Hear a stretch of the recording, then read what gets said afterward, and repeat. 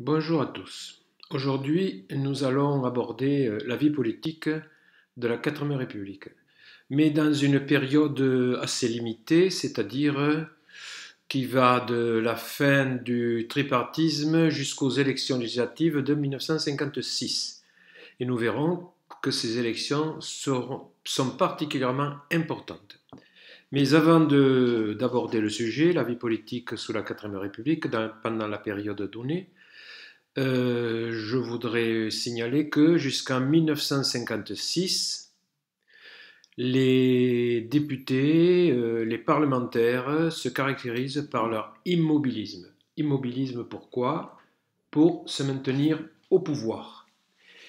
Et les gouvernements de la quatrième République, puisque la guerre d'Indochine est terminée pour la France, les gouvernements donc semblent, pendant cette période, en tout cas jusqu'en 1954, jusqu'à la fin de la guerre d'Indochine, semblent se satisfaire de l'indépendance qu'ils ont accordée au Vietnam en la personne de Bao Dai, dont c'était les fameux accords de la baie d'Along. Je n'y reviens pas.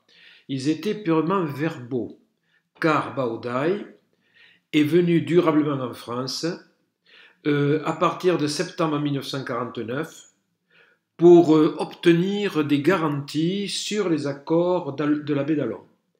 Et en septembre 1949, il pense avoir obtenu les garanties nécessaires et il revient au Vietnam. Mais pour les gouvernements de la quatrième République, ce sont des concessions de pure forme, des concessions de façade, car effectivement, encore une fois, c'est l'immobilisme et que Bao Dai est l'homme des Français. Ce qui fait que les nationalistes, comme nous l'avons vu, se tournent vers Ho Chi Minh. Ho Chi Minh qui sera le grand triomphateur de la guerre d'Indochine. Ensuite, toujours dans cette introduction, il faut tenir compte aussi des aspirations des peuples colonisés, bien entendu, des aspirations à l'indépendance. Et dans ce cadre-là, la conférence de Bandung joue un rôle important. Elle est de 1955. Mais les gouvernements français se refusent à toute négociation avec les intéressés. Ils proclament des intentions généreuses, c'est-à-dire que la France va civiliser ces pays, que la France va leur apporter à ces peuples sa civilisation, qu'un jour viendra où ils seront les égaux des Français de la métropole, mais sur le terrain, les choses ne bougent pas. Sur le terrain, l'administration coloniale reste l'administration coloniale. Et les populations de ces pays subissent le tutoiement et, je devrais dire, des propos qui relèvent du racisme. Donc, les choses ne changent pas véritablement. Or, en France, c'est l'immobilisme, mais il y a du changement. Et vous allez voir que ce n'est pas tout à fait contradictoire. Et même, ce n'est pas du tout contradictoire. Parce qu'en France, on met en place la troisième force. La troisième force, c'est la construction d'une coalition gouvernementale, dont nous sommes au premier rang du Grand 1. Et cette troisième force succède au tripartisme. Le tripartisme qui avait pris fin en 1947 avec le début de la guerre froide. Mais peu à peu va se construire une coalition gouvernementale. Et elle va se construire, je dirais, autour de certains acteurs. Alors quels sont les acteurs de cette troisième force? Eh bien, il s'agit des socialistes de la SFIO, section française de l'Internationale ouvrière. Il s'agit de l'UDSR, Union démocratique et socialiste de la résistance. Il s'agit des radicaux. Il s'agit du MRP, Mouvement des républicains populaires. Et il s'agit de ceux que l'on appelle à l'époque les modérés et qui désignent ainsi la droite. Car la droite ne se désigne jamais de cette façon, mais pendant cette période, ce sont les modérés. Alors les modérés sont socialement conservateurs, en tout cas un grand nombre d'entre eux. La SFIO serait plutôt pour des réformes sociales. Donc ce sont des partis qui n'ont pas forcément des choses en commun, mais ils sont condamnés à s'associer dans le cadre de la troisième force. Alors, quel est le but de cette troisième force? Eh bien, son but, c'est de soutenir le régime. La 4ème République est née, elle est née difficilement, mais elle est là, et donc il faut la soutenir. Et pour la soutenir, il y a des opposants qu'il faut combattre. Alors, ces opposants qu'il faut combattre, vous les connaissez, ils sont au nombre de 2. À gauche, à l'extrême gauche de l'Assemblée, il y a les communistes qui rejettent le régime parce qu'ils se sont ralliés à l'URSS, qui est le camp de la paix, contre les États-Unis qui serait le camp de la guerre, dont l'URSS rassemble tous les partis communistes, y compris les partis communistes d'Europe occidentale, c'est-à-dire le Parti communiste français et le Parti communiste italien, qui sont les partis communistes les plus importants de l'Europe occidentale. Donc, des opposants à l'extrême gauche et des opposants à droite. René Raymond, dans sa classification des droites en France, avait situé les gaullistes dans, je dirais, les bonapartistes. Les bonapartistes, c'est-à-dire une droite bonapartiste, sans Bonaparte, bien entendu, mais une droite qui se situait très nettement à droite, et en tout cas foncièrement anticommuniste. Autrement dit, les 2 oppositions à la 4ème République sont 2 oppositions qui ne peuvent pas s'entendre. Ce n'est jamais envisagé, bien entendu. Alors, pour éviter le désastre électoral, alors que les communistes et les gaullistes sont forts, qui rassemblent autour d'eux un quart des électeurs, les communistes c'est un quart des électeurs, les gaullistes c'est pas loin d'un quart des électeurs, et les autres partis ne sont pas d'accord entre eux sur la plupart des problèmes. Ils n'ont pas de programme de gouvernement. Mais il faut qu'ils restent au pouvoir. Ils veulent rester au pouvoir. Alors ils inventent un système qui est le système des apparentements. C'est une loi électorale. Que dit cette loi?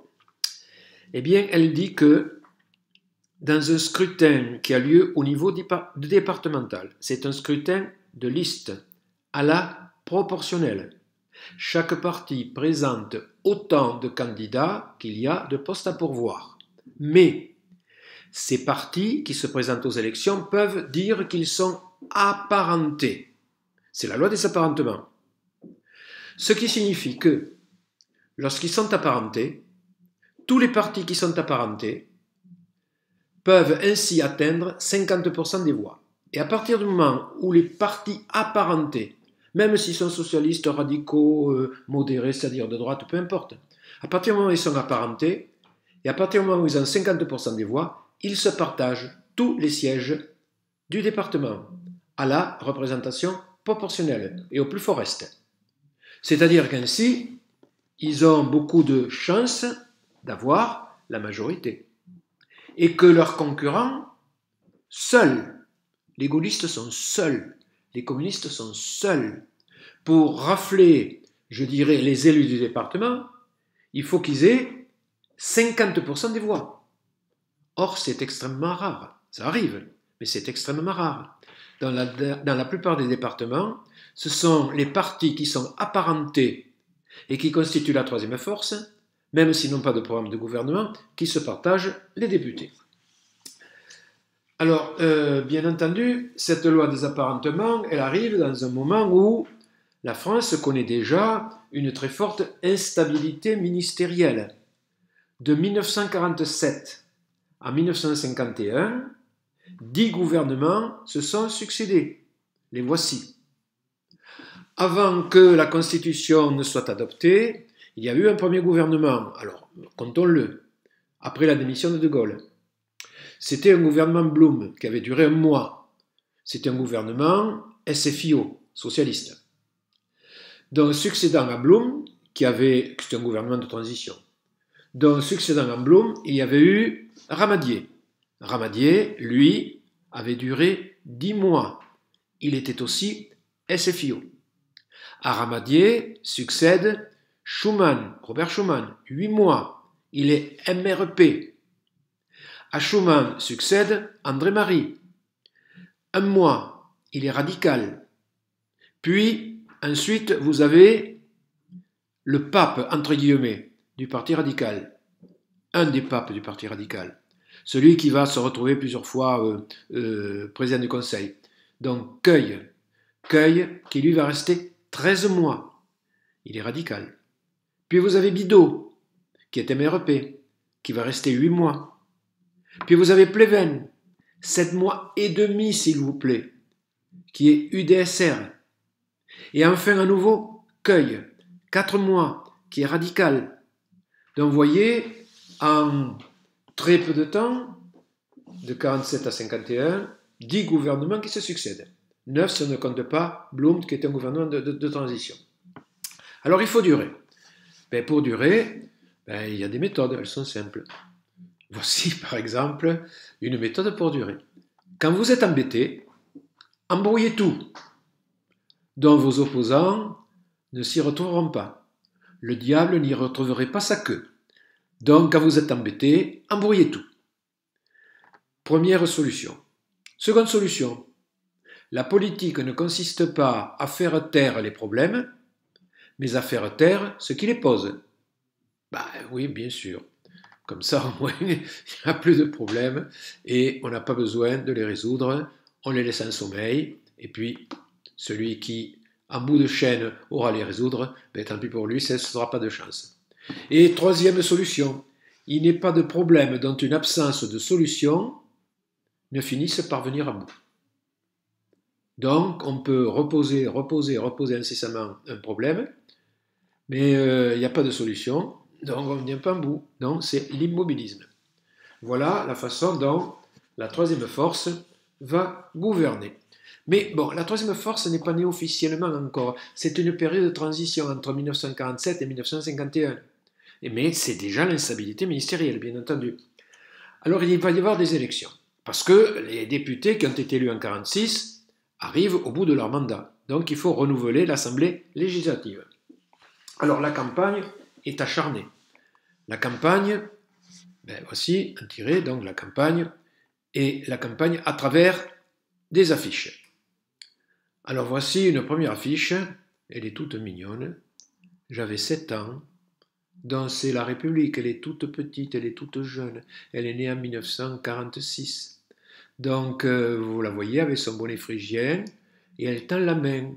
Laissez-moi grandir. Oh oui, mais attention, il ne faut pas qu'elle accepte de donner sa main à ce monsieur. Ce monsieur qui, vous le voyez, l'attend aussi, et qui a un uniforme avec 2 étoiles. Alors, tout le monde a compris, bien entendu, il s'agit de De Gaulle. De Gaulle est contre la 4e République. Donc, si cette petite fille qui symbolise la République donne la main à ce monsieur, ce sera la fin de la 4e République. Donc, laissez-moi grandir. Donc, c'est une affiche en faveur de la troisième force. La troisième force qui, elle, est pour la 4e République. Et pour que la 4e République dure, il faut pratiquer l'immobilisme. Alors, c'est une campagne électorale acharnée. Les communistes sont rejetés dans l'opposition, on vient de le voir. Et donc, à gauche, ce sont les socialistes. Les socialistes, c'est Fillot. Et eux, à leur tour, reprennent l'image du mineur. Alors, ce n'est pas la nationalisation des houillères, puisque les houillères existent, elles ont été nationalisées. Mais le mineur doit lutter pour la défense de ses droits. Et qui sera là pour le défendre? Les socialistes. Alors les socialistes, vous le voyez, font flèche de tout bois, un grand parti au service de la France, et vous voyez tout autour, on part tout à fait en haut à gauche et on va tourner. En haut, vous avez un ouvrier, une usine. Bon, vous voyez le type d'usine qui existe à l'époque. C'est plus de l'artisanat que, je dirais, un grand atelier industriel tel qu'il pouvait exister déjà. Mais voilà, donc les ouvriers et artisans seront défendus par la SFIO. Alors il faut savoir que les 3 flèches, c'est le symbole à l'époque de la SFIO. Puis vous avez les paysans, bien entendu. Les paysans aussi qui travaillent la terre, qui nourrissent la population et qui sont nombreux. Ce sont des électeurs potentiels et qu'il ne faut pas négliger. Vous avez aussi les ménagères. elles sont très occupées, les ménagères.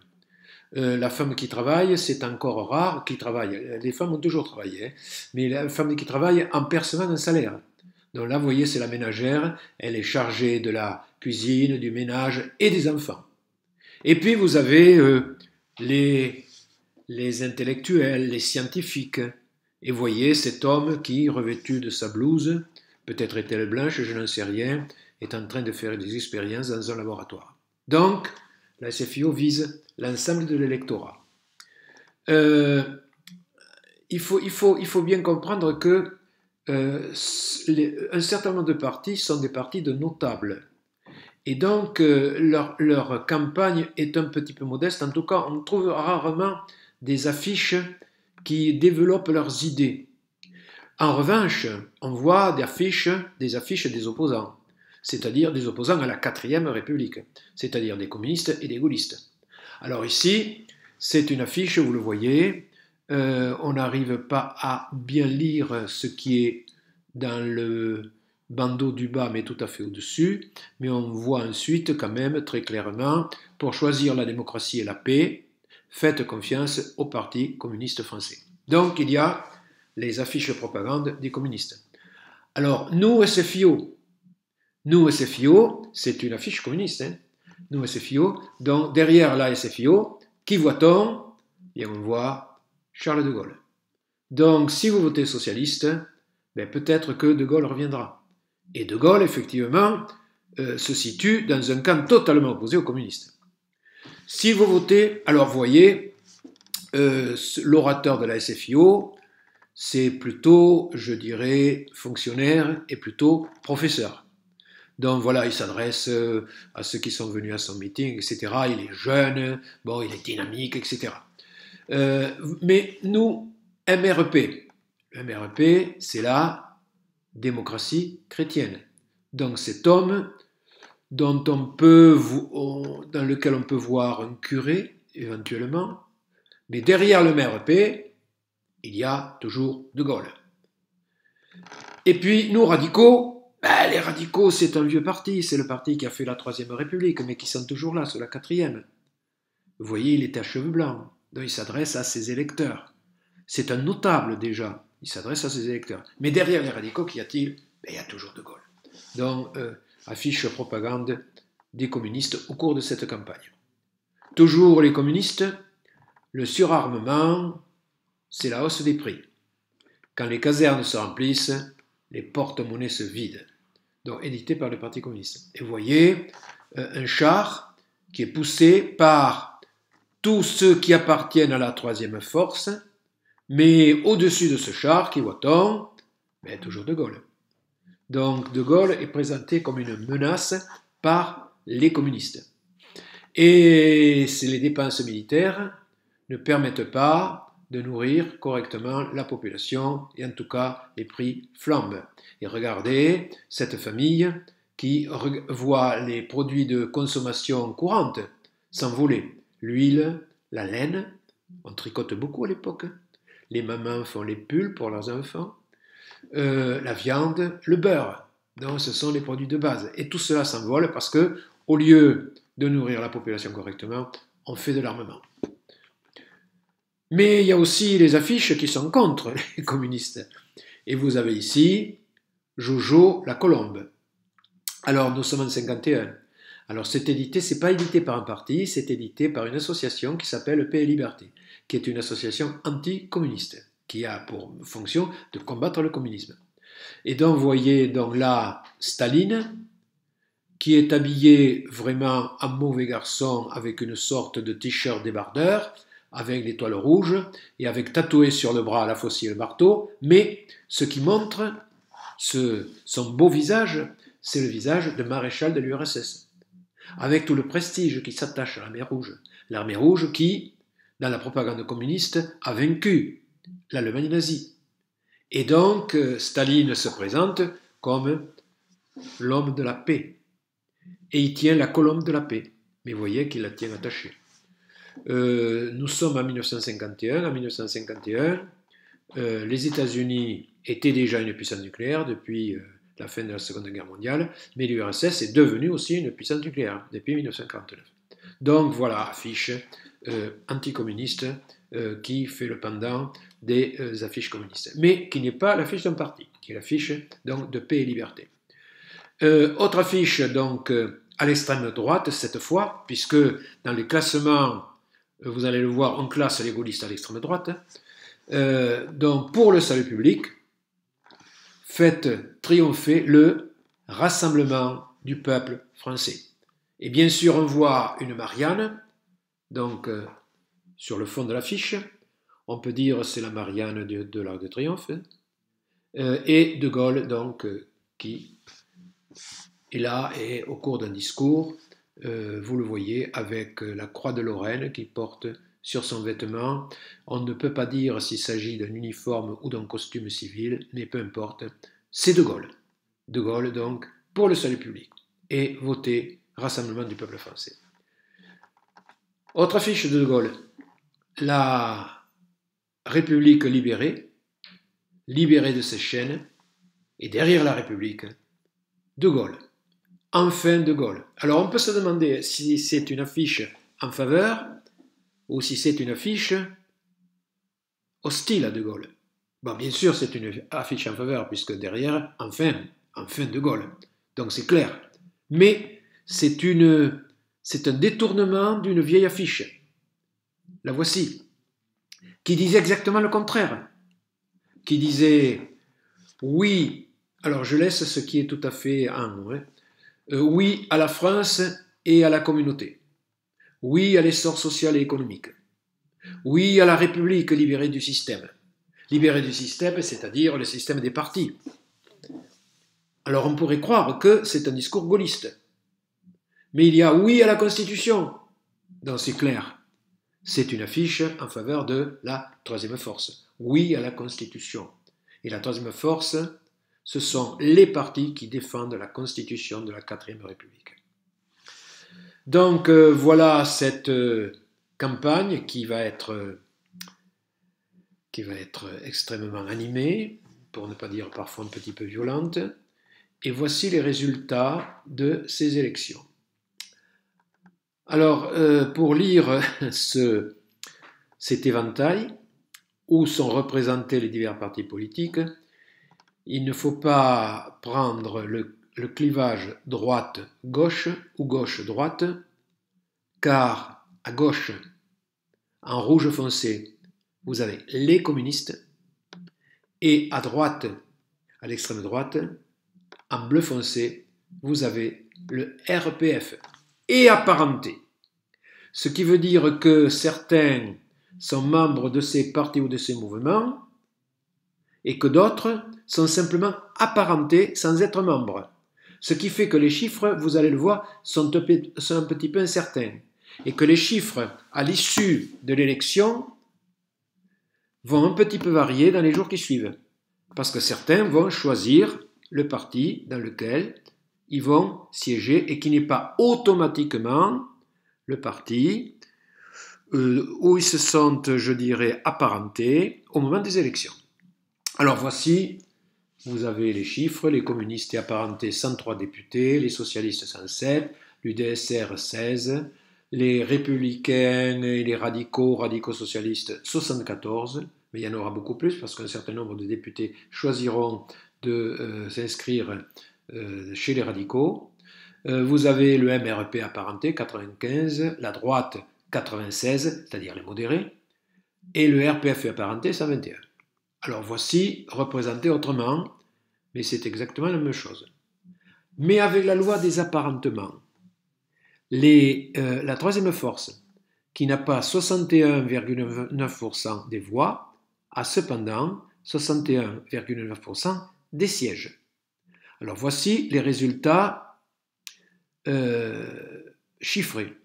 La troisième force a 106 socialistes SFIO, 88 MRP, 99 radicaux et assimilés, et 99 modérés appartenant au Centre national des indépendants et paysans. Vous constatez que les partis de gauche ou de centre-gauche, c'est-à-dire socialistes, MRP radicaux, ont un peu plus de 38% des voix. Oui, 38% des voix. Que la droite, les modérés, ont presque 13% des voix. C'est-à-dire qu'ils arrivent, ils franchissent la barre des 50%. Vous voyez que, que les partis qui sont hors de la troisième force, les gaullistes et les communistes ont 21,75% et les communistes ont 25,89%. C'est-à-dire que le Parti communiste est celui qui a le plus de voix, en tant que parti. Mais en tant que siège, c'est très différent, parce que ce sont les partis de la troisième force qui ont la majorité des voix et qui vont se partager les sièges dans tous les départements où ils sont majoritaires. Et que quand ils sont majoritaires, les autres n'ont rien. C'est-à-dire que les gaullistes et les communistes, pour avoir des députés, doivent avoir plus de 50% des voix. Et quand ils ont plus de 50% des voix, ils raflent toutes les voix du département où ce chiffre a été atteint. Alors, la majorité constituée, c'est une majorité de troisième force, puisqu'ils ont, en étant apparentés, plus de 50% des voix. Mais sitôt constituée, la majorité éclate. Et le premier désaccord, c'est un désaccord sur la question scolaire. De quoi s'agit-il? Eh bien, deux députés, André Marie, qui est un radical, et Charles Baranger, qui est un MRP. Donc, en théorie, deux députés qui seraient opposés, mais qui là vont faire voter des lois qui vont dans le même sens. Voici Marie. Bon, n'ayez pas peur de ses gros yeux. Il est en train de parler. Donc, voilà, c'est une photo qui a été saisie au moment où il est en train de faire un discours ou de s'adresser à un interlocuteur. Donc, André Marie et Charles Baranger. Donc, les voici. Alors, ils font voter une loi, ou deux lois, plus exactement, qui permettent à l'école privée, c'est-à-dire essentiellement catholique, d'avoir des aides. De quoi s'agit-il? Eh bien, Marie, en 1951, va, par une loi, proposer que l'on attribue des bourses aux élèves des établissements privés. On les accordait aux élèves des établissements publics, donc il veut qu'on accorde des bourses à l'ensemble des élèves, qu'ils aillent à l'école publique ou à l'école privée. Et Baranger est favorable, dans la même philosophie, suivant la même philosophie, aux allocations scolaires qui iraient aux familles, que leurs enfants aillent à l'école publique ou à l'école privée.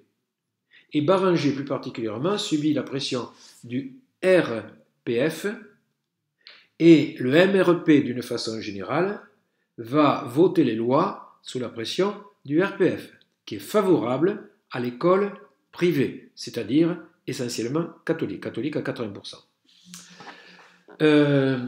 Alors voici, ça va être un grand débat, ça va être un affrontement dans tout le pays. Alors évidemment, ce ne sera pas l'affrontement qu'il y aura à la suite des lois de Bray de 1959-1960.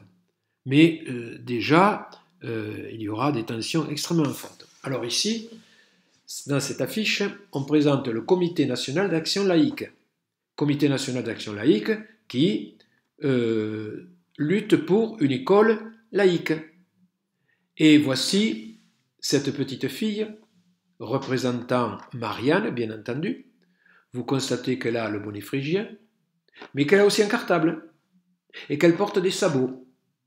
Les paysans sont très nombreux à l'époque.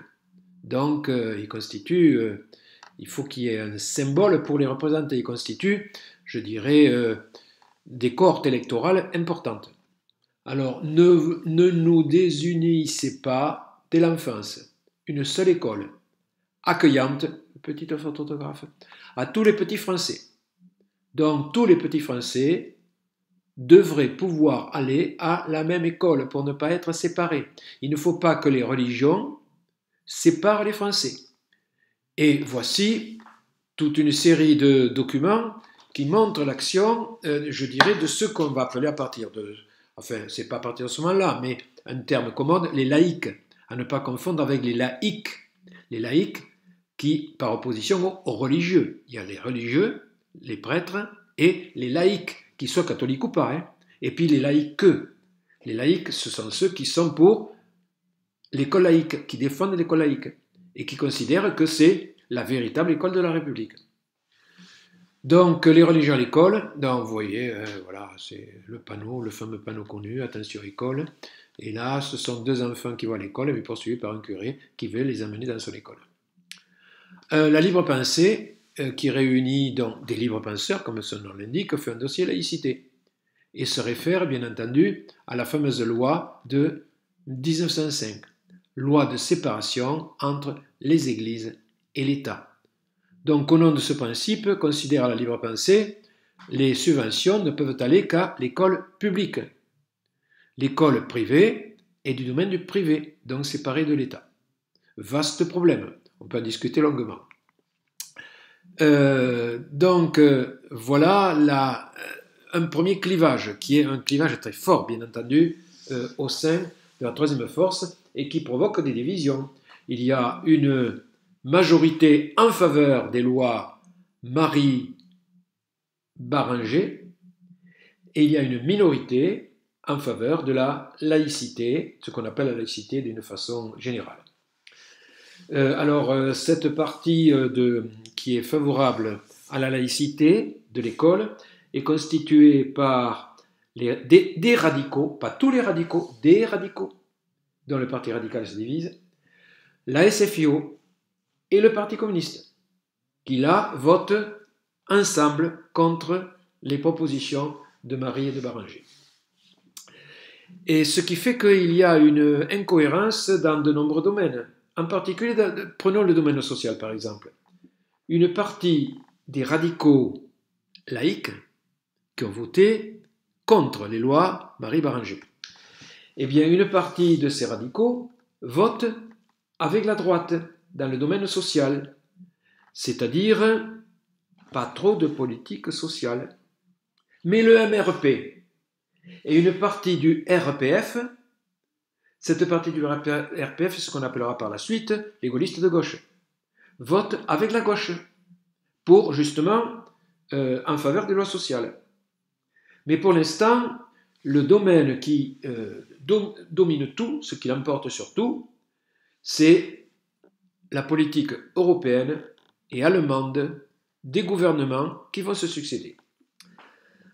D'abord, il y a la création de la CECA, la Communauté européenne du charbon et de l'acier. Communauté européenne du charbon et de l'acier qui est votée en 1951 et qui doit permettre le relèvement de l'Allemagne, très exactement le réarmement de l'Allemagne, car avec le charbon et l'acier, surtout avec l'acier, on fait des armes. Et donc, l'Allemagne sera incluse dans la CECA, formée par les 6 pays à l'origine de ce qu'on a appelé le marché commun, à l'origine de l'Europe d'aujourd'hui. C'est-à-dire le Benelux, la Belgique, le Luxembourg et les Pays-Bas, ensuite l'Italie, ensuite l'Allemagne, mais quand je parle de l'Allemagne, c'est la République fédérale d'Allemagne, et enfin la France, donc 6. Donc, il crée la CECA et la RFA sera absorbée à l'intérieur de la CECA et donc sera ainsi sous contrôle. Mais cela permettra le relèvement de l'Allemagne. Mais la grande affaire, c'est surtout la CED. La CED, c'est-à-dire la Communauté européenne de défense. Vous savez que la guerre de Corée a commencé en 1950, jusqu'en 1953. On est en pleine guerre froide à ce moment-là. Et Jean Monnet, qui est commissaire général au plan, va inspirer un plan, qui est le plan Schuman, et qui tente de définir l'Europe dans un cadre supranational. De quoi s'agit-il?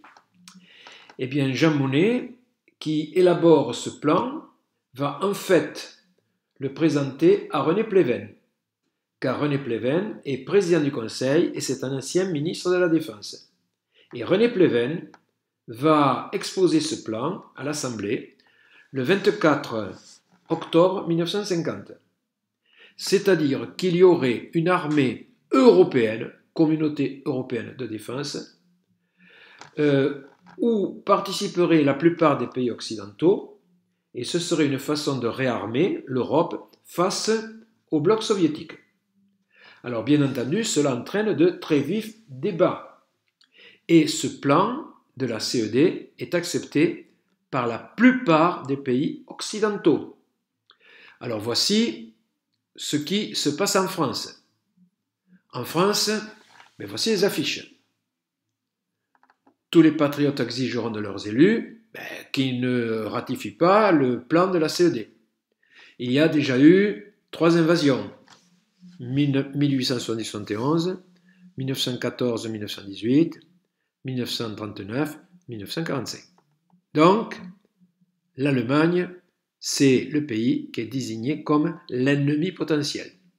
Et vous voyez une autre affiche, là, alerte, le traité d'armée européenne ressuscite la Wehrmacht. Et donc, vous voyez un soldat allemand qui menace une ville avec une grenade à la main. Donc, l'Allemagne, c'est l'ennemi potentiel. Et donc, il ne faut pas créer la CED pour permettre la renaissance d'une armée allemande, fût-ce au sein de la CED. Alors, ce projet est présenté. Alors, voici diverses positions, diverses affiches. Oui à l'armée qui défend notre liberté. Donc, oui à la CED. Non aux saboteurs de la défense européenne. Donc, voilà une affiche en faveur de la CED. Une autre affiche en faveur de la CED. Alors, vous le voyez, c'est un bouclier avec tous les pays européens qui sont représentés par des drapeaux que l'on devine plus qu'on ne voit et qui font front, un à l'Allemagne nazie, vous voyez ces croix gammées, mais elle est déjà vaincue, et surtout, actuellement, à l'URSS et au bloc de l'Est, donc contre les tyrannies totalitaires. Donc voici les arguments pour la CED et qui se présentent comme un facteur de paix. Mais seulement, la CED ne sera pas acceptée. Alors, on n'en est pas encore au rejet de la CED parce que là, c'est une de l'humanité qui montre le rejet de la CED. Le rejet de la CED, c'est-à-dire que la CED est présentée aux députés qui rejettent le projet de CED. Pour qu'un traité soit accepté, et la CED c'est un véritable traité, pour qu'un traité soit accepté, il faut qu'il soit ratifié par l'Assemblée. La signature du gouvernement ne suffit pas. C'est une prise de position du gouvernement. Mais pour qu'un traité soit valable, il faut qu'il soit ratifié. Donc là, on est au rejet. Au rejet, mais ce sera sous Mendès France. Ce sera en 1954. Nous en reparlerons le moment venu. Mais vous voyez que la CED va provoquer de profondes divisions. Alors là, c'est le rejet de la CED. Bon, puisqu'on est sur le thème, on peut y rester. Donc voilà, une tombe a été creusée et on a enterré, vous voyez ces hommes qui ont enterré le projet de la CED. Et derrière eux, une sorte de mirage apparaît, ce soldat allemand qui présente les armes au projet de CED et c'était un moyen de contrôler le réarmement allemand et de faire rentrer l'Allemagne, la République fédérale d'Allemagne, dans l'OTAN, dans le NATO, vous le voyez, à la ceinture de ce soldat. Bon, mais là, j'anticipe un petit peu. Voilà pour, je dirais, cette majorité de la troisième force qui est un petit peu bousculée quand même. Et qui a, je dirais, une majorité pour chaque problème. Donc c'est toujours la troisième force. Mais selon les problèmes, les partis se divisent. Reste le problème des colonies. Les colonies, c'est à ce moment-là, mais s'agit-il de colonies? nous allons le voir, la Tunisie et le Maroc. Or, dans ces pays, c'est la fermeté qui prévaut. Et quand je dis la fermeté, cela veut dire la répression, car les hommes au pouvoir emploient le terme de fermeté. Il faut d'abord voir quelle est la position, quelle est la situation plus exactement de ces territoires, de la Tunisie et du Maroc. Alors la situation, bien d'abord, ce sont des protectorats. Alors des protectorats, qu'est-ce que cela signifie? Eh bien, cela signifie d'abord que ces pays sont des pays indépendants. Ce sont des États même indépendants, avec une structure d'État. C'est-à-dire que, étant des États, mais sous protection théorique de la France, eh bien, ils peuvent s'adresser, ils peuvent saisir l'ONU d'un problème qui les concerne. Alors, ces États sont dirigés par des souverains. En Tunisie, il y a un bey. Au Maroc, il y a un sultan. Le sultan du Maroc qui s'appelle Mohamed Ben Youssef. Nous le verrons le moment venu. Les gouvernements nomment dans ces pays, qui sont des États, mais avec le statut de protectorat, ces États ont un gouvernement de nationaux. Et ces gouvernements ont des ministres. Mais en fait, que se passe-t-il dans la réalité des choses? Ce sont les Français qui administrent directement ces pays. Et donc, cela provoque des réactions, des mécontentements, et en particulier des populations qui veulent devenir indépendantes et qui veulent briser le statut du protectorat. Donc, on assiste à la naissance de mouvements nationalistes. Alors, ces mouvements nationalistes, quels sont-ils?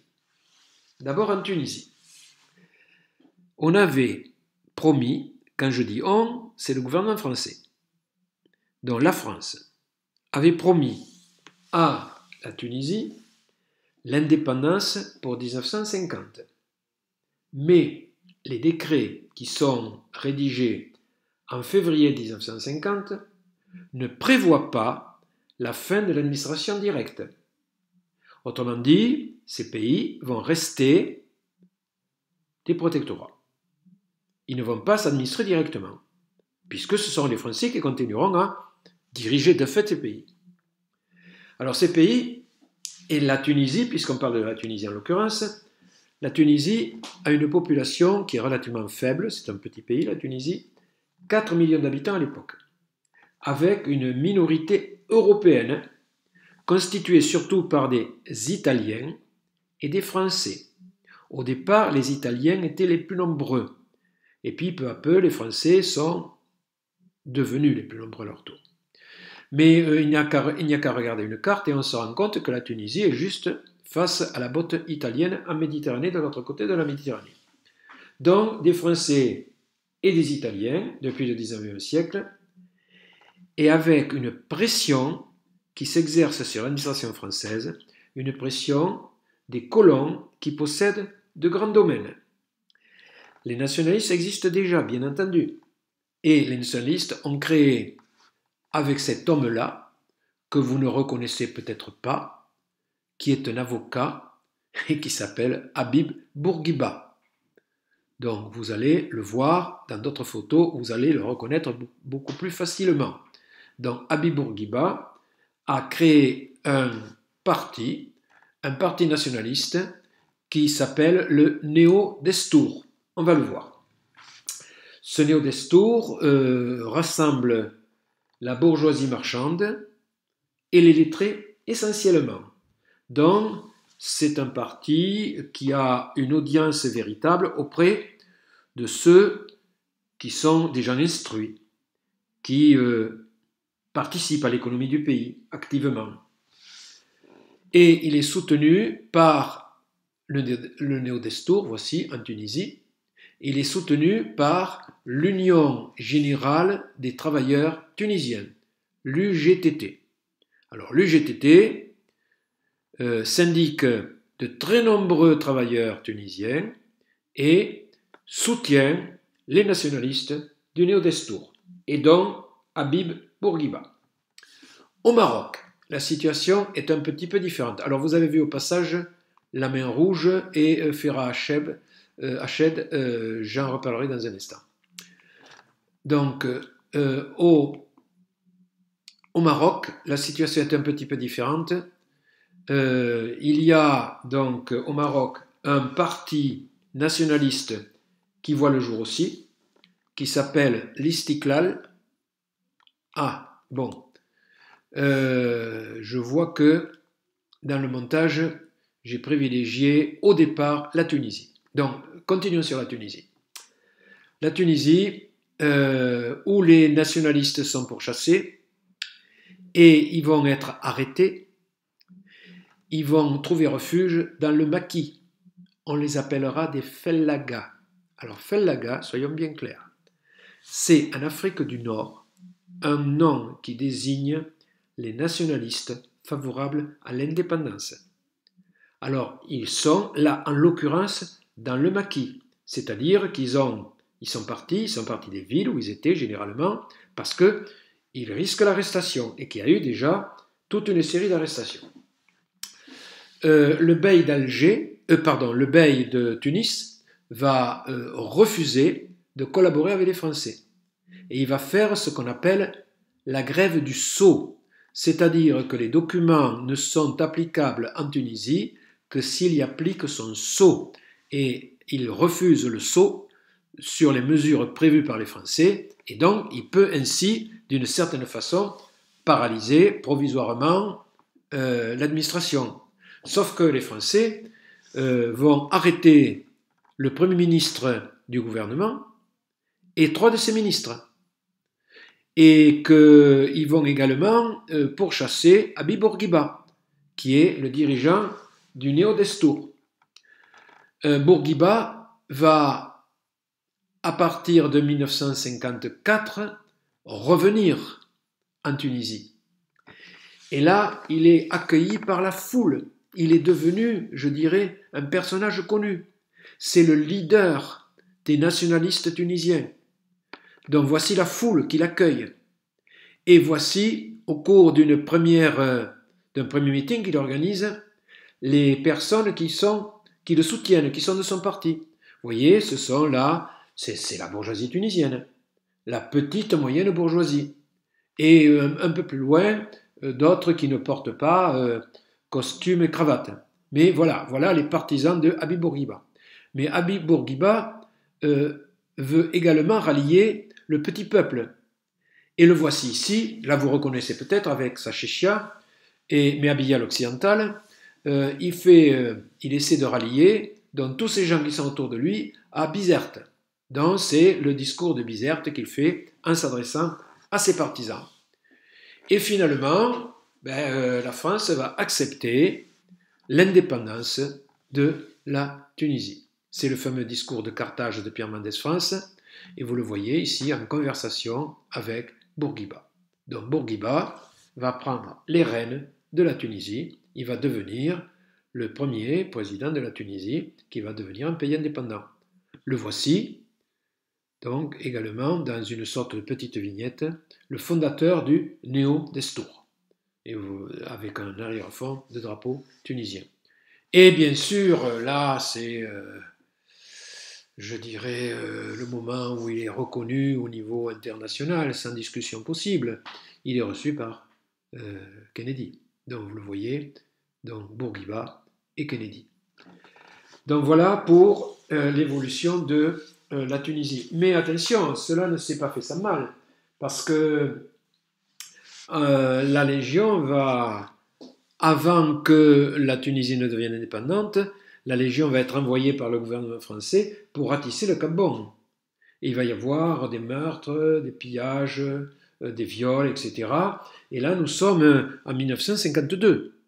Donc, la tension est au maximum. Mais finalement, ce sera Bourguiba qui l'emportera. Il l'emportera avec, malgré tout, je dirais, un certain nombre de tensions, parce que voici, par exemple, une organisation qui a été créée par les colons et qui va assassiner un des dirigeants de l'UGTT, c'est-à-dire du syndicat tunisien, va assassiner Ferhat Hached. Et cet assassinat va être commis avec la complicité de la police française qui se trouve en Tunisie. Donc la tension est quand même forte. Il y aura même, je dirais, une amorce de terrorisme et de contre-terrorisme qui sera organisée par la mer Rouge. Terrorisme de ceux qui veulent l'indépendance, contre-terrorisme de la mer Rouge. De la mer Rouge. Car vous savez que le terrorisme est toujours l'arme du plus faible, de celui qui n'a pas d'autres moyens pour protester. Alors évidemment, le terrorisme est très différent selon qu'il se situe dans un pays qui vit dans une démocratie et qui peut s'exprimer par des élections, et un pays qui vit sous la contrainte. Et la colonisation est une contrainte, bien entendu. Donc voilà, je dirais, la situation de la Tunisie. Au Maroc, eh bien, au Maroc, l'assassinat de Ferhat Hached va provoquer des émeutes à Casablanca. Des émeutes à Casablanca en décembre 1952. Et le résident général, dont celui qui représente la France, celui qui est nommé pour aider le Maroc à bien se gouverner. Le protectorat, le système du protectorat existe sur le Maroc depuis 1912, donc c'est un système déjà ancien. Donc des émeutes éclatent à Casablanca après l'assassinat de ce syndicaliste. Et le résident général dissout l'organisation nationaliste qui existait donc, je reviens au Maroc, Mohamed Ben Youssef était sultan du Maroc. C'est le souverain du Maroc. C'est lui qui est, je dirais, le souverain légitime, puisque ce n'est pas une monarchie, pour l'instant, c'est un sultanat. C'est un héritage ancien de l'époque de l'Empire ottoman, puisque toute l'Afrique, sur sa bordure méditerranéenne, était dans la mouvance de l'Empire ottoman, c'est-à-dire de la Turquie d'aujourd'hui, mais de l'Empire ottoman qu'on appelait. C'est vrai que le Maroc, l'Algérie, bien sûr, et la Tunisie s'en étaient dégagés. Mais l'histoire avait laissé des titres. Donc, Mohamed Ben Youssef était le sultan du Maroc. Et le voici. Le voici à droite, avec sa djellaba, mais vous voyez qu'en dessous, il est habillé à l'européenne. Porte-cravate, chemise blanche, etc. Donc le voici au cours d'une rencontre avec des représentants français. Alors, un parti, je disais, nationaliste s'est créé. Ce parti, c'est l'Istiklal. L'Istiklal, qui est dissous par le résident général, qui se trouve au Maroc, et ses chefs sont arrêtés. L'administration française et les colons misent alors sur les structures féodales qui existent dans les campagnes du Maroc et sur les chefs locaux qui se regrouperaient autour du pacha de Marrakech et qui s'appelle El Glaoui, dont vous avez peut-être un vague souvenir. Donc El Glaoui, pacha de Marrakech, qui n'a pas de réel pouvoir, mais enfin il est le chef religieux, parce que jusqu'à présent, le sultan était à la fois le chef politique et le chef religieux, dont les Français veulent séparer ces deux fonctions. Donc El Glaoui, pacha de Marrakech, devient chef religieux, et Ben Arafat va devenir le sultan qui est poussé par les Français en août 1953. Donc Ben Arafat est reconnu comme sultan par les Français qui suscite un concurrent à Mohamed Ben Youssef. Donc le voici au premier plan à gauche. On le voit un peu mieux là. Le voici, Ben Arafat. Ben Arafat avait le résident général. Le résident général, ça tombe bien, c'est le général Guillaume, et le général Guillaume commandait pendant la campagne d'Italie les Goumiers, ceux qui avaient fait la percée, en Italie pendant la Seconde Guerre mondiale. Donc c'est lui qui devient le nouveau sultan. Donc il est proclamé sultan, c'est-à-dire qu'il a le pouvoir. Seulement, Ben Arafat, le voici avec Guillaume, est un homme sans autorité. Et à partir de ce moment-là, effectivement, nous avons un terrorisme anti-européen auquel est opposée une répression policière. Et donc, l'engrenage est ouvert pour, je dirais, un affrontement. D'ailleurs, le sultan le vrai est déporté, et il est déporté d'abord en Corse et ensuite à Madagascar. Bon, vous me direz que ce n'est pas une déportation qui les met dans un besoin criant. Il est avec sa famille, avec son épouse derrière lui, avec son fils qui est sur sa gauche, et qui est Hassan, qui sera le futur souverain du Maroc, qui sera Hassan II. Et puis vous avez un autre couple qui est à droite. Donc voilà, vous avez toute sa famille qui est réunie là, et cette photo a été prise donc à Madagascar. Eh bien, il va être rappelé. Et le voici. Il va être rappelé parce que Ben Arafat, les Marocains ne croient pas vraiment qu'il s'agit du véritable sultan. Donc Ben Youssef revient, le voici, saluant à son arrivée, et c'est à ce moment-là que les Français vont être contraints de reconnaître l'indépendance du Maroc. Et le sultan devient roi du Maroc. Il devient Mohamed V.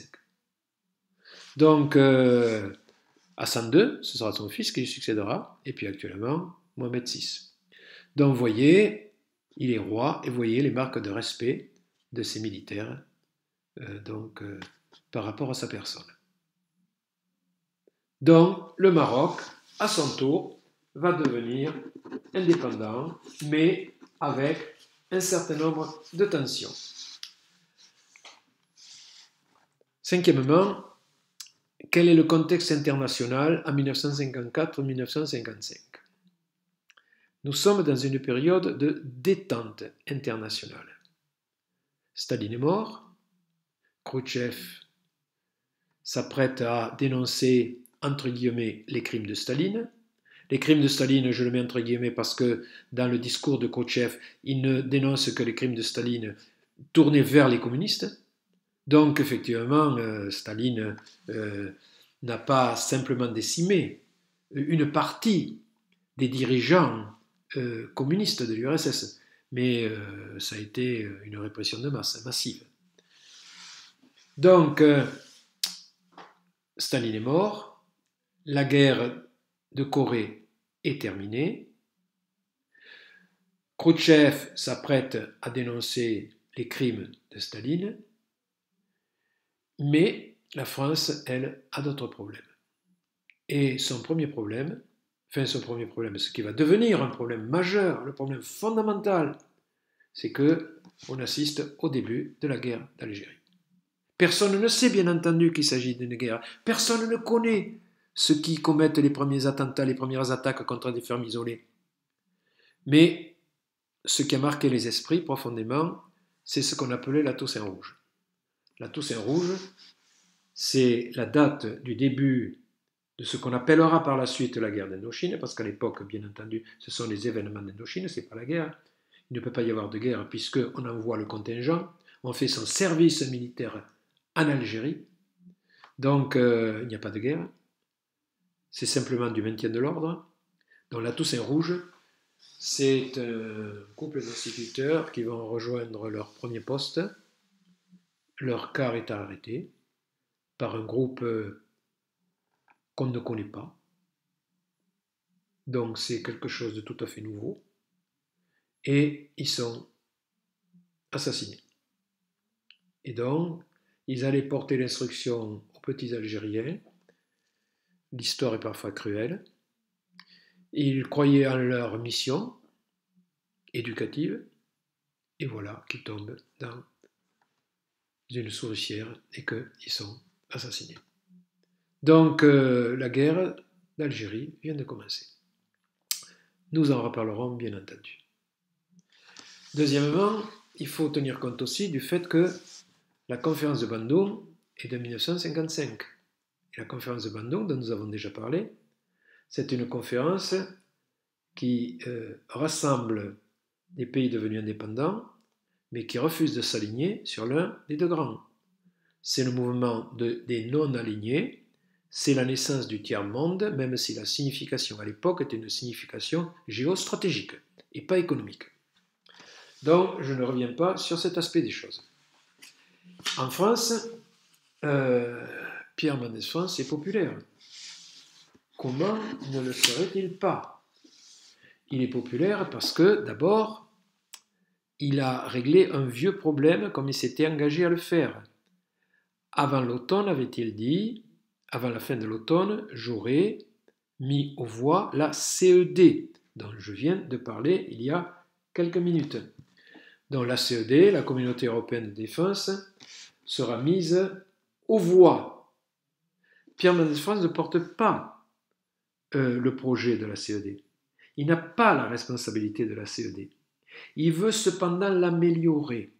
Et pour l'améliorer, il propose des amendements aux autres pays qui ont déjà accepté le pacte de la CED.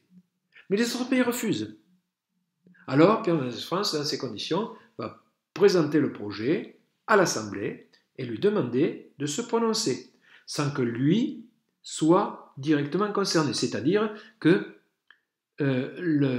l'acceptation ou le rejet de la CED n'aura pas de conséquences politiques sur lui, parce que ce n'est pas lui qui le propose, mais qu'il veut se débarrasser de cette pomme de discorde. Pour que vous compreniez bien, Antoine Pinet, en 1952, lorsqu'il était au pouvoir, avait signé le traité de la CED. Mais comprenant que l'Assemblée n'était pas prête, il ne l'avait pas mise aux voix. Et donc, le projet est là, signé par un président du Conseil, mais en attente. Mais en attente jusqu'à quand? Point d'interrogation. Alors, le projet est mis aux voix et finalement, le projet est rejeté. Donc, la CED est rejetée par les Français. Parce que, à l'opposition des gaullistes, indépendance nationale, des communistes, cela risque d'être une arme de combat contre l'URSS. Face aux gaullistes et aux communistes, les autres partis se sont divisés. Certains sont pour la CED et d'autres sont contre la CED. Résultat, avec les voix des communistes, des gaullistes et de ceux qui, à l'intérieur de la troisième force, sont contre la CED est rejetée. Elle est rejetée le 30 août 1954. Pour le MRP, qui ne pardonnera jamais à Mendès France ce vote, ce sera le crime, je cite, c'est le MRP qui parle, le crime du 30 août 1954 bien sûr, mais le crime du 30 août. Le rejet de la CED est suivi de négociations avec les partenaires de la France, les partenaires militaires, en particulier avec les Britanniques, et aussi avec l'Allemagne. Quand je dis l'Allemagne, attention, c'est la République fédérale d'Allemagne, c'est l'Allemagne de l'Ouest.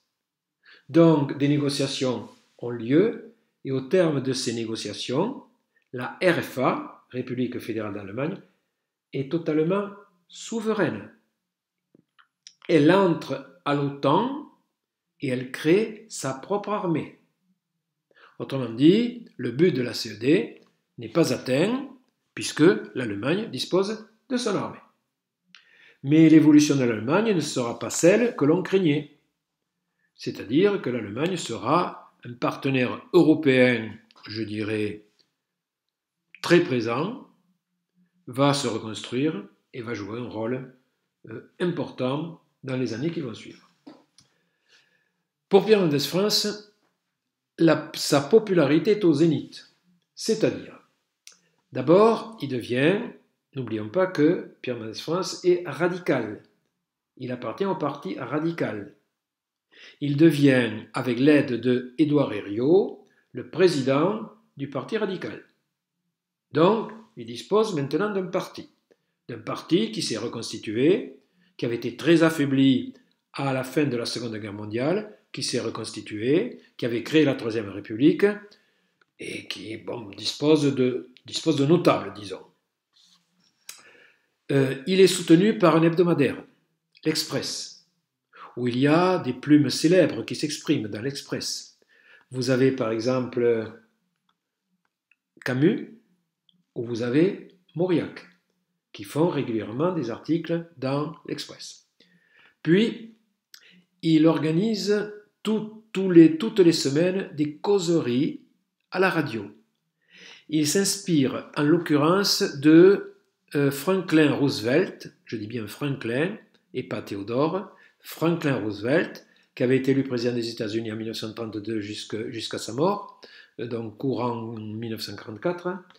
Donc il fait des causeries où il explique la politique qu'il veut mener, où il tient les Français au courant. Il ne fait pas de la propagande au sens propre du mot, il fait plutôt de l'information, mais de façon très directe. Donc il explique quelle est sa politique, pour quelle raison il est pour tel ou tel projet. Alors il fait rentrer dans son équipe des personnes qui sont des technocrates, j'étais en retard, des technocrates de très haut niveau, et vous en connaissez certains, même peut-être vous les connaissez tous les trois. Pierre Delouvrier, qui va ensuite être proche de De Gaulle, mais en tant que technocrate, bien entendu. Le technocrate, c'est pas péjoratif, hein. Donc, ce sont des personnes qui ont de hautes compétences, mais qui sont des hommes de dossier, mais qui sont parfois un petit peu loin du terrain. Bien qu'ils fassent des visites, bien entendu. Mais bon, ils ne vivent pas, je dirais, au quotidien les choses.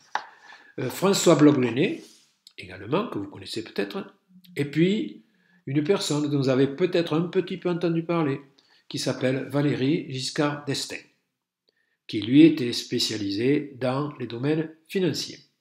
Donc, Pierre Mendès France travaille avec cette équipe de technocrates brillants, jeunes, qui ont beaucoup de projets et qui l'aident bien entendu. Il s'attaque également à certains archaïsmes de la société française. Alors, le plus connu d'entre eux, ce sont les bouilleurs de cru. Les bouilleurs de cru, ce sont des personnes qui ont le droit, en le transmettant à leurs héritiers, de produire une certaine quantité d'eau de vie. D'eau de vie à la suite, je dirais, de la vendange. Donc, ils font de l'eau de vie qui peuvent ensuite garder, boire, ou, s'ils traficotent un petit peu sur les quantités, vendre à des amis. Évidemment, la France, à cette époque-là, a un taux d'alcoolique qui est relativement élevé. Elle détient même des records dans ce domaine-là. Des records qu'elle veut jalousement garder, surtout. Et pour Pierre Mendès France, c'est une façon de lutter contre ce fléau, qui est un fléau social, un véritable fléau social. Et donc, il supprime le privilège des bouilleurs de cru. Les héritiers pourront en jouir de leur vie durant, et ce sera fini. Donc, les bouilleurs de cru sont mécontents. Quand on agit, on provoque toujours des mécontentements. Il y a toujours des gens mécontents. Le patronat s'inquiète aussi. Il s'inquiète d'un dirigisme qu'il suppose être hostile à leurs intérêts. La France, à cette époque-là, possède un plan qui est un plan incitatif pour définir les grandes orientations à développer, en créant des incitations pour ceux qui vont dans cette direction-là. Donc le patronat s'inquiète des projets éventuels de Pierre Mendès France. Et les parlementaires ont du mal à accepter son autorité. Mais quand je dis son autorité, ce n'est pas de l'autoritarisme. C'est une autorité qui s'impose par la compétence. C'est la vraie autorité. celle qui est, je dirais, celle qui découle de l'action, et de l'action bien menée, bien entendu. Donc les parlementaires s'inquiètent de cela, et ils s'inquiètent d'une vague qui monte et qu'on va appeler le mendésisme, et qui rassemble surtout des jeunes et des personnes, bon, qui ont, il faut bien le dire quand même, un certain degré d'instruction et qui comprennent la nature des problèmes. Donc voilà Pierre Mendès France, extrêmement populaire. En Algérie, il est pour des réformes. Il n'est pas pour l'indépendance de l'Algérie. Car contrairement au Maroc et à la Tunisie, où il y avait une communauté européenne faible, l'Algérie est une colonie de peuplement. D'ailleurs, ce n'est plus une colonie au sens propre du mot. La chose est autre chose. Au sens propre du mot, ce sont des départements. Il y a eu une départementalisation depuis 1848, qui ensuite a été un petit peu peaufinée dans la période qui va nous intéresser. Donc, vous avez en Algérie une communauté européenne importante. Et ce qui va devenir une guerre, on ne le sait pas, bien entendu, commence. Pierre Mendès France considère que l'Algérie, effectivement, c'est la France. Tout le personnel politique français considère que l'Algérie, c'est la France. Il n'y a pas de doute là-dessus. Les Européens sont en rapport de 1 pour 10, hein, à peu près à ce moment-là. Et il envoie des renforts, tout en affirmant que l'Algérie est française. Il envoie même un gouverneur général, qui représente la France, et qui est un libéral. Attention au mot libéral. Libéral peut avoir deux sens. Ça peut avoir un sens économique. Le libéralisme économique, c'est pas de contraintes. Le moins de réglementation possible, même s'il y en a toujours. Tandis que le libéralisme d'un point de vue politique prend une autre connotation.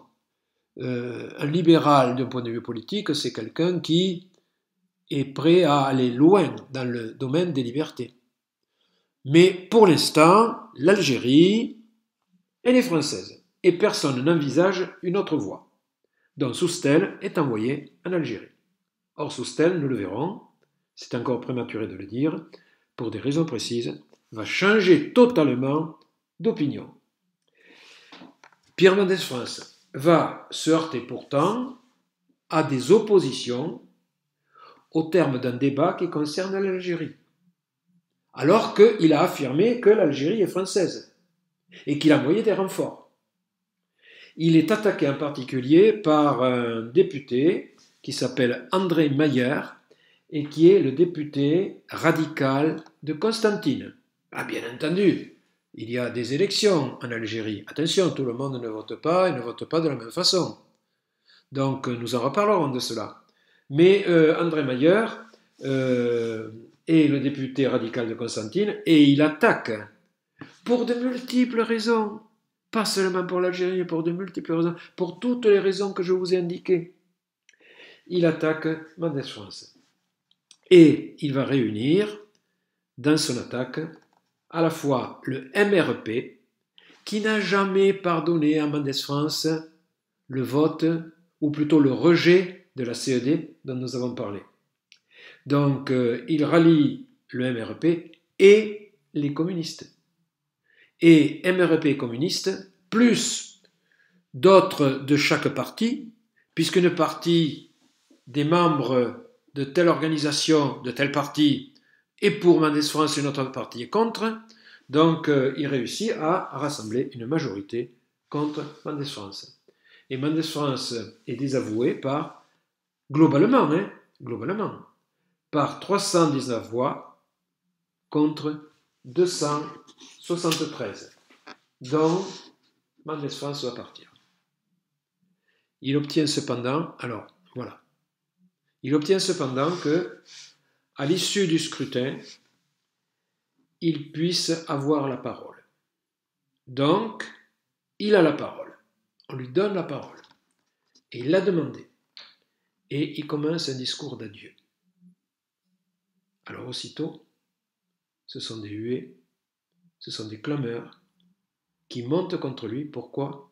Parce que les députés ont très peur que Mendès France s'adresse au pays, que Mendès France fasse du pays l'arbitre de cette situation. L'arbitre non pas au sens où on pourrait revenir sur sa démission, il pourrait revenir sur sa démission, mais voilà ce que j'ai essayé de faire, et voilà que j'ai été mis en minorité. Alors, c'est tout le poids des haines qui s'exprime, des haines pour de multiples raisons, que j'espère vous avez bien comprises, et aussi parce que, je ne l'ai pas dit jusqu'à maintenant, mais je crois qu'on peut difficilement le passer sous silence, parce que Pierre Mendès France est juif. Alors, dans quelle mesure l'antisémitisme a joué? Bon, vous savez que Blum avait été attaqué au moment du Front populaire parce qu'il était juif. Il a été attaqué par l'Action française. L'Action française qui est totalement déconsidérée par sa participation à Vichy. Mais dans quelle mesure cela a-t-il joué? Alors que les nazis ont essayé d'exterminer l'ensemble du peuple juif, je dis bien essayé, parce que fort heureusement, ils n'ont pas réussi, mais ils en ont quand même assassiné 6 millions, ce qui est tout à fait considérable. Donc, dans quelle mesure l'antisémitisme a-t-il joué? Point d'interrogation. Mais en tout cas, une période s'achève de l'histoire de la 4ème République, et une autre commence, et elle va être tragique. Et cette autre période, nous la verrons après les vacances de fin d'année. Au revoir, à bientôt, soyez prudents.